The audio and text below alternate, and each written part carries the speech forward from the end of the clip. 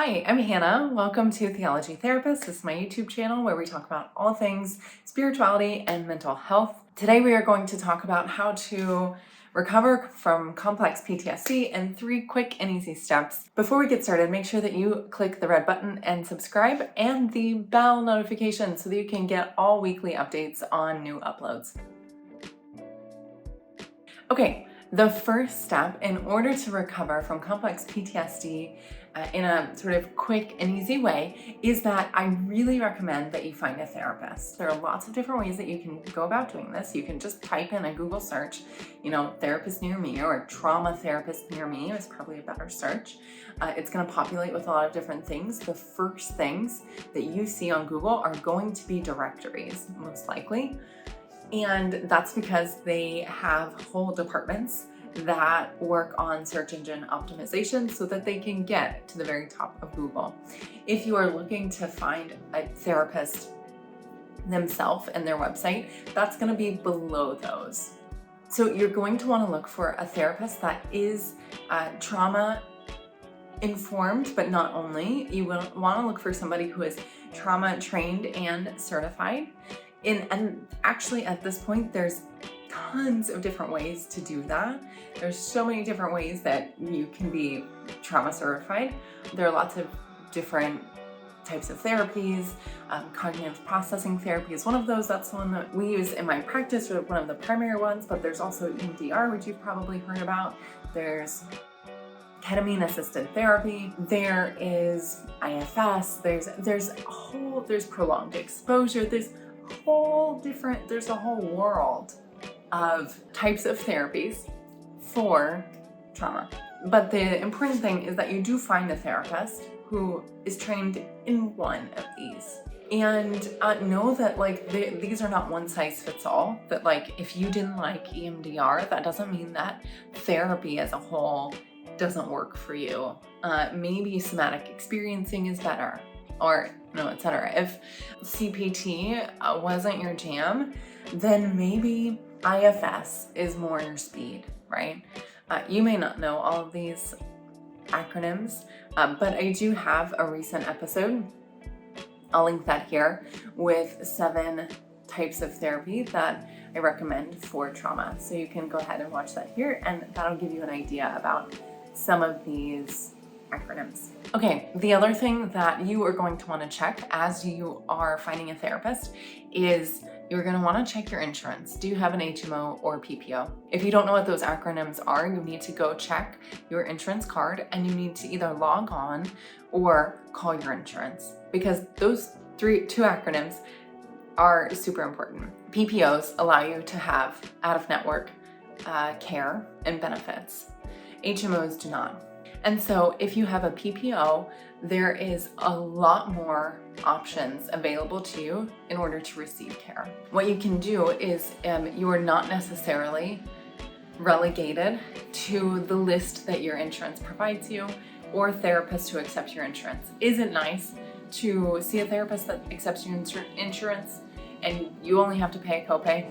Yes, it's nice. I hope you can't hear the guy mowing the lawn, but that's all the time I have today to record an episode. But what's going to happen is that you're going to have long waits, and they might not be specialized in what you are specifically experiencing. If you are able to see a therapist out of network, that means you're going to have way less of a wait time, which means you're going to be able to access care much quicker. And you're also going to be able to find somebody who is really specialized in the thing that you are experiencing, but also needing specific support in. So if that EMDR doesn't work for you, but you're interested in trying somatic experiencing or CPT or whatever it is, then you are going to be able to find a provider who is trained in those things and can offer that to you.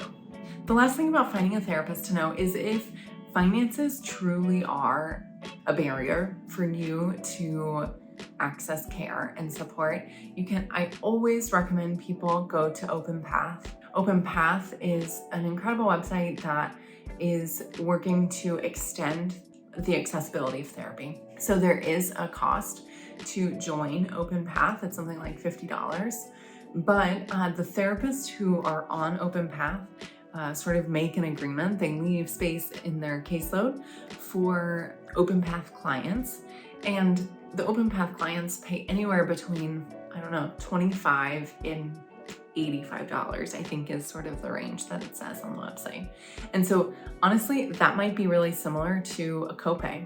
The second step that I recommend that you try right now to recover from complex PTSD is to regulate your nervous system. There are so many ways to do this, but also this is like so much. It's like such a deep field. There's so much research coming out now about this, about like how do you regulate your nervous system and the impacts of that. And I 100% recommend that you can even search on YouTube, like polyvagal reset or vagus nerve reset. You can learn about different types of different like ways in which the nervous system is reacting and how to sort of reset or ground or activate, if need be, the nervous system.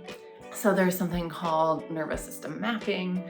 Polyvagal theory is all about the nervous system. And honestly, I actually just went to a training and learned about polyvagal theory. I saw it in action and I was so shocked. Like it was a training on self-compassion. And I just was like, whoa, it was incredible to see how really having the nervous system as the focus was truly so supportive. It like truly helped the client, because there was a client there, move through that experience. So 100% strongly recommend that you do research on your own on how to regulate your nervous system, in what ways your nervous system is activated or deactivated, and maybe in what situations, and then to talk to your therapist about ways that they know for you to regulate your nervous system as well. Because when you have complex PTSD, your nervous system is actually going to be kind of out of whack. What happens is that you learn, right, there's a lot of hypervigilance, you learn that you aren't safe, and etc. And so you really need to reteach the nervous system that it's okay. You've got it, it's under control, and like you have to relearn a lot of things at a really, what do they call it, like a neuroconscious level. So the way to do that would be through learning how to regulate your nervous system and in which situations it kind of becomes out of whack.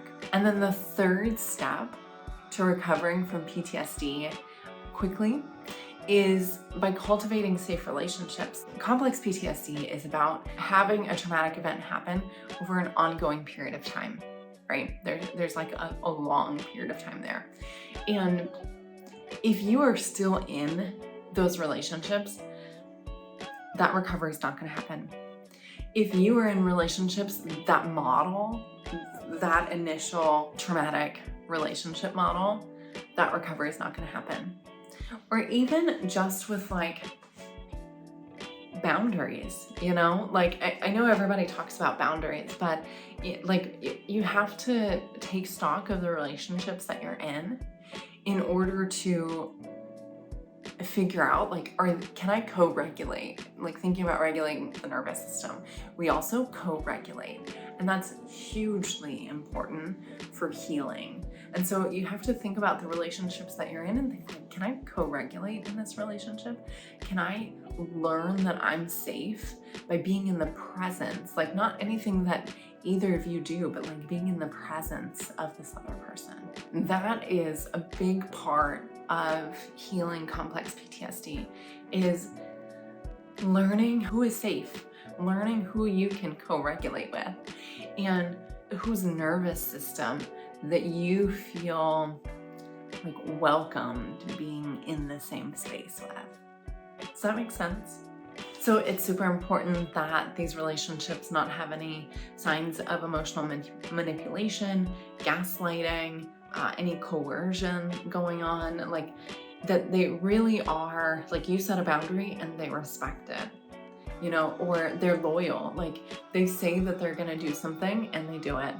These are the 3 areas that I hugely recommend that you take steps on in order to heal from complex PTSD in like the most direct way, right?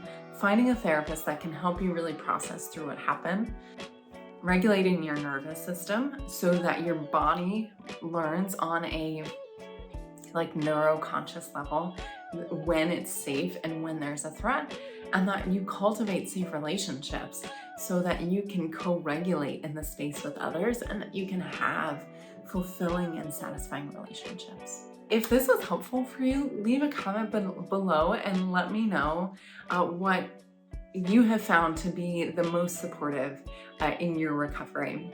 I want to let you know that I am going to be launching a course at the end of the summer, so end of August, beginning of September, called Making Peace with Your Religious Past. Going to be learning how to regulate the nervous system so that you can kick that fear of hell to the curb, cultivate satisfying relationships, and engage with spirituality in a way that is not triggering. If you are interested in learning more or any early bird discounts, you can join the waitlist below in the description. There's a link to do that.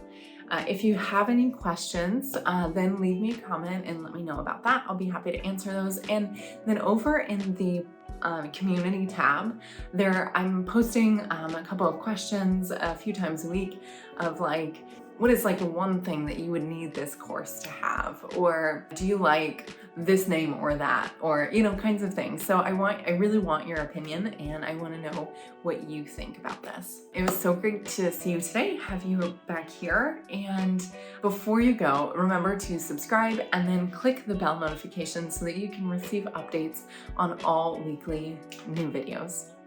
It was great to see you. I'll see you next time.